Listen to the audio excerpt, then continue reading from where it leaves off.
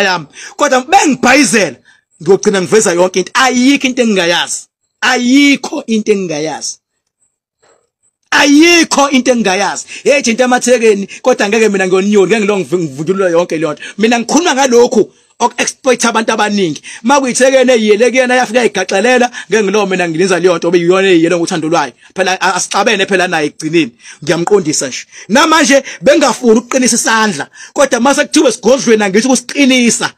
ngoba ukhulumile waze washo ukuthi angazi ngumfana kanjani kwathi wayiqinisa ke namhlanje ngoba usedla etshe lefaya and ngisangaqinisa ngaphezulu kwalokho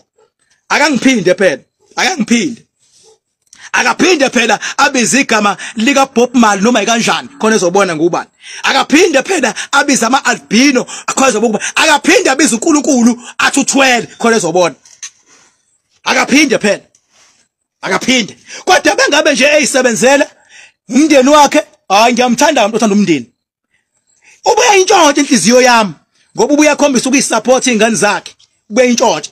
abuya khombisa ukuba support abafazi bakhe kodwa ngizwe nesono umfana abuya afuna ukuba support abafazi bakhe uyabona ngiyakuthanda ke lokho mase bekhona abantu ubathanda ubasupport lapho kuyiwin inhliziyo yami kodwa mase uvela ukhuluma into engekho cha uyangidina mfana gcwala baba yini mhlaka